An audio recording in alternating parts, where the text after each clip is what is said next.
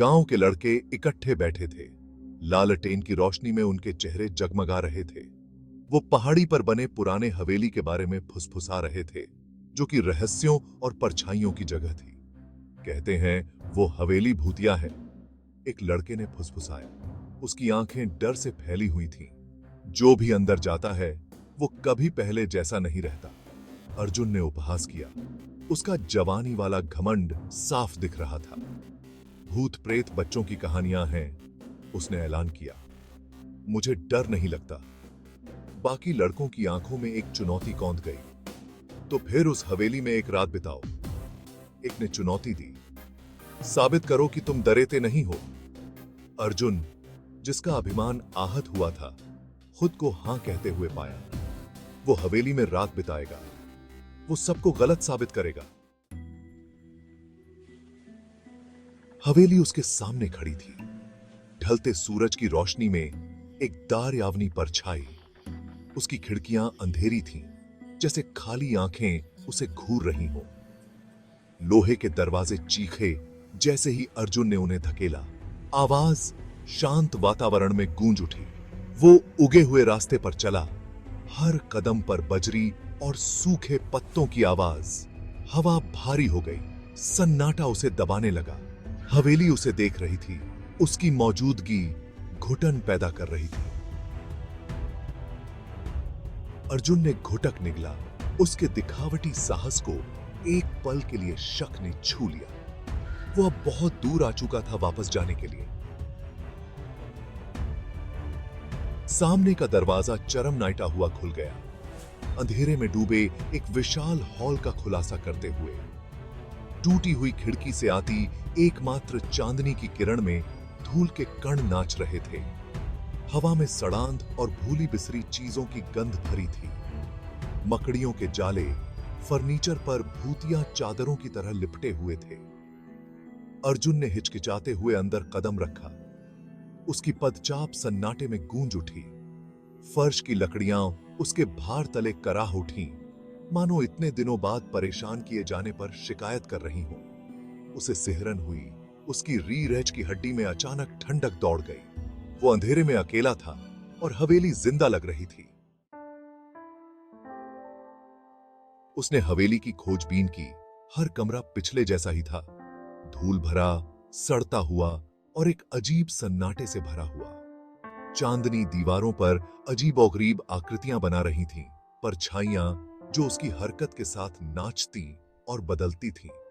उसे लगा जैसे उसे फुसफुसाहट सुनाई दे रही है, धुंधली और अस्पष्ट, परछाइयों से आ रही है।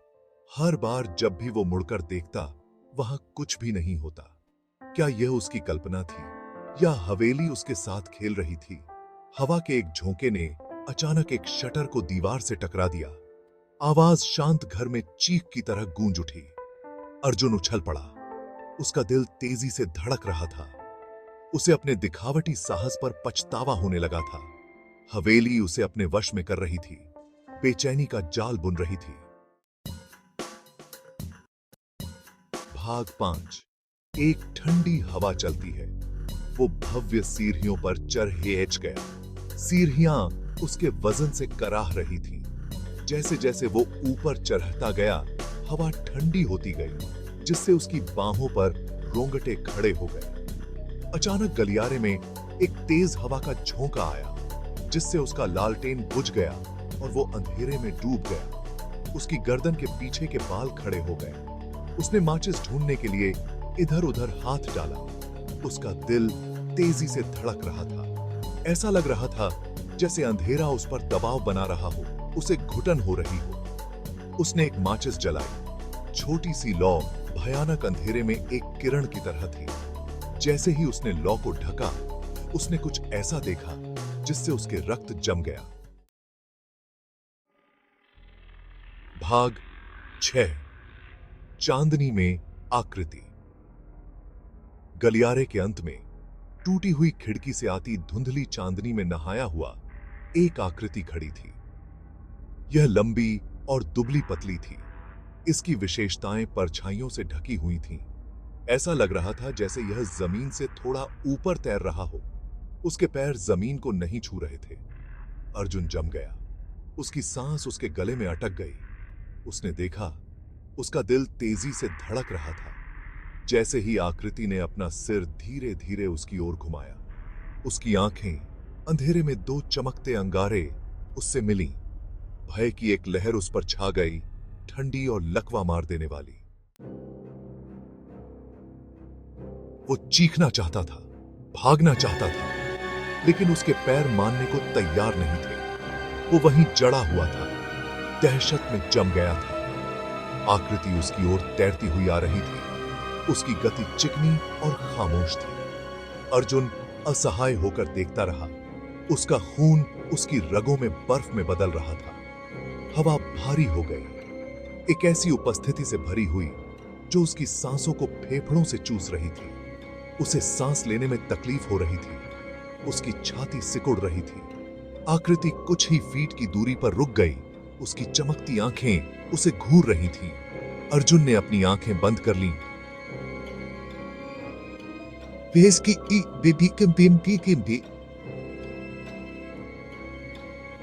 और अधिक देखने के लिए तैयार नहीं था। उसने अपनी आंखें खोलीं और आकृति गायब हो चुकी थी। गलियारा खाली था, चांदनी की हल्की रोशनी से नहाया हुआ था। उसने एक पल भी बर्बाद नहीं किया। वो मुड़ा और भाग गया। उसका दिल उसके सीने में जोरों से धड़क रहा था। उसने पीछे मुड़कर नहीं देखा, यह देखने की हिम्मत नहीं की कि कहीं वो उसका पीछा तो नहीं कर रही है।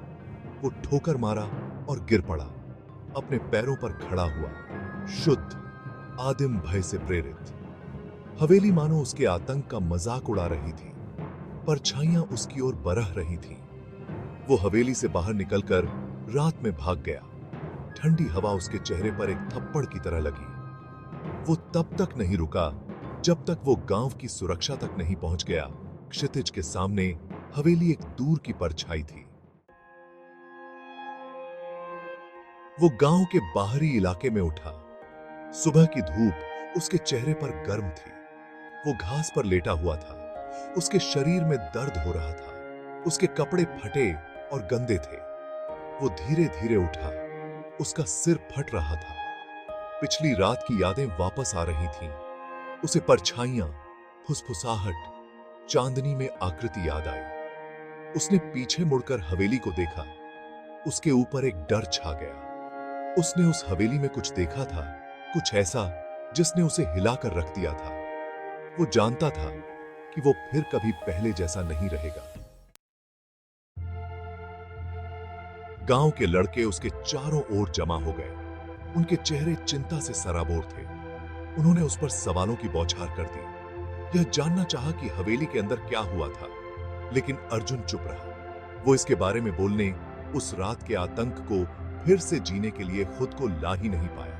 वो जानता था कि वो समझ नहीं पाएंगे, कि वो इसे उसकी कल्पना कहकर टाल देंगे। लेकिन वो जानता था कि उसने क्या देखा था। पहाड़ी पर बनी हवेली बनी रही।